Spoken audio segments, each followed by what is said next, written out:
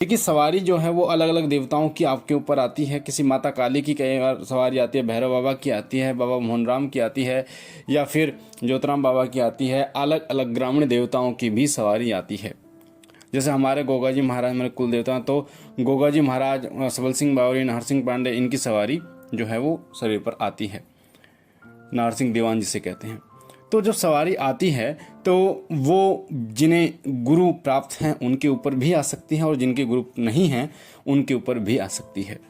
पर फ़र्क ये होता है कि जिनके गुरु होते हैं उनकी आज्ञा से, यानी जिनके गुरु होते हैं, फिर उस व्यक्ति के अनुसार वो सवारी चलती है। वो जब बुलाता है तब आती है, जो काम को बोलता है तब वो करती हैं। पर जिनके गुरु नहीं होते तो सवारी अनियंत्रित रहती है और अपने अनुसार ही वो कार्य करती है। सवारी अपनी इच्छा से भी आती है और साथ साथ में गुरु के द्वारा भी आपको प्रदान की जाती है। तो सवारी जब गुरु के द्वारा प्रदान की जाती है तो वो पूर्ण रूप से गुरु धारण जब व्यक्ति करता है तब, और अपनी इच्छा से तब आते हैं जब आप उनकी पूजा अर्चना करते हैं, मंत्र जाप करते हैं, तो आपके ऊपर सवारी आती है। पर ध्यान दीजिए, कई बार ऐसा होता है कि बिना गुरु के जो सवारी आती है उस सवारी के साथ अन्य शक्तियां भी आपके साथ आ जाती हैं, कुछ नकारात्मक शक्तियां भी आपके साथ आ जाती हैं। तो अब मैं आपको बताता हूँ कि सवारी नहीं बोलती, अपने आप सवारी आ जाती है, जब बुलाते हैं तब नहीं आती और पूछा नहीं देती। इसका क्या कारण है? पहला कारण जो है इसका वो है गुरु का ना होना। अगर आपका कोई गुरु नहीं है तो सवारी मुंह नहीं खोलेगी, उनको गुरु धारण करवाना जरूरी होता है। बिना गुरु के कोई भी शक्ति नहीं चलती, क्योंकि जो शक्ति चलती है वो गुरु की आज्ञा से ही चलती है, और साथ ही जो बोलती है वो भी गुरु के वचनों से ही बोलती है। पूछा जो देगी वो गुरु के वचनों से ही देगी। तो गुरु होना आवश्यक है। जिनके ऊपर सवारी आती है तो उन्हें गुरु धारण जरूर करना चाहिए। गुरु कोई भी हो सकता है।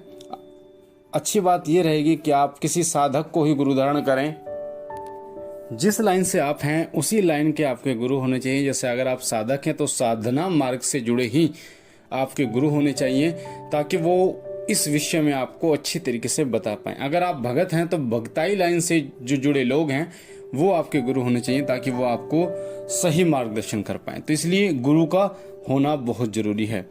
दूसरा है कि सवारी का भोग ना देना। जो भी देवी देवता आपके शरीर पर आते हैं या जिनकी पूजा अर्चना आप करते हैं, कई बार आपके इष्ट देव ही सबसे पहले आपके शरीर पर आते हैं। आपके इष्ट देव का भोग अगर आप नहीं देते तो भी वो सवारी के रूप में आते हैं, नहीं बोलते और ना ही पूछा देते हैं। तो इसलिए भोग देना उनका अति आवश्यक है। जो भी सात्विक भोग आप उनका देते हैं वो भोग आप निर्धारित कीजिए, एक सही समय निर्धारित कीजिए और उस समय उनका भोग दीजिए।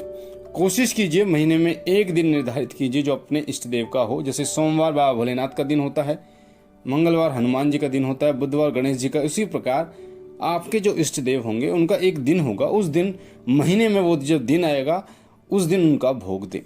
ध्यान रखना, अमावस्या के बाद नहीं, पूर्णिमा के अगले दिन, पूर्णिमा के अगले दिन जो भी वार पड़ता है आपके इष्ट देव का, उस दिन भोग अपने इष्ट देव को या सवारी को दे।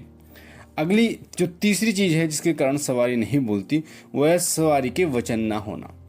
जब तक किसी भी सवारी के वचन नहीं होते तब तक वो नहीं बोलती, और ये भी क्लियर नहीं होता कि वो सत्य बोल रही है या असत्य बोल रही है।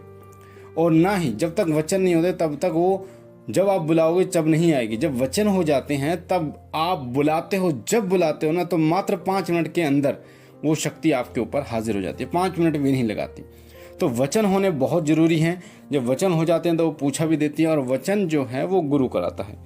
तो घूम फिर के बात आ जाती है गुरु के ऊपर। तो गुरु जब आपका होगा तो वचन वो कराएगा उस सवारी के, और वचन हो जाएंगे तो फिर वो शक्ति आपके अनुसार कार्य करना शुरू कर देती है।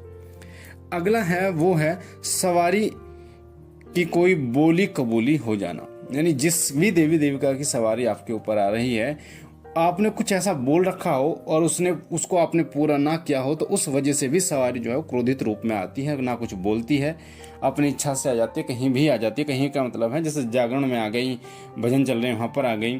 तो बोली कबूली क्या होती है? मान लीजिए आपका बच्चा नहीं है और आपने बच्चे के लिए कुछ बोल रखा है कि आपके मतलब आप अपने इष्ट देव के स्थान पर जाएंगे या फिर भंडारा कराएंगे, जागरण कराएंगे, तो उसे नहीं कर तो भी वो क्रोधित रूप में वो शरीर पर आती है। तो आपको वो पूरा करना चाहिए। अगला है वो है सवारी का घर में अपमान होना।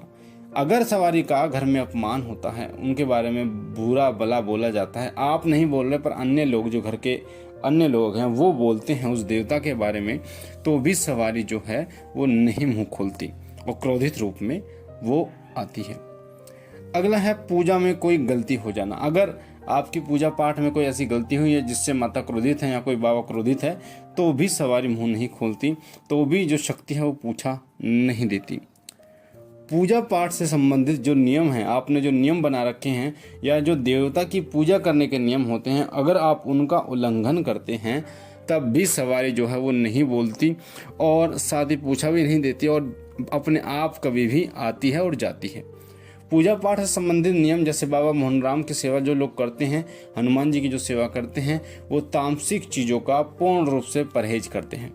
साथ ही जो लोग पूजा पाठ करते हैं मंगलवार और शनिवार, तो आपने खास तरह देखा ही है, मंगल और शनि तो लोग तामसिक चीज़ों का प्रयोग बिल्कुल भी नहीं करते।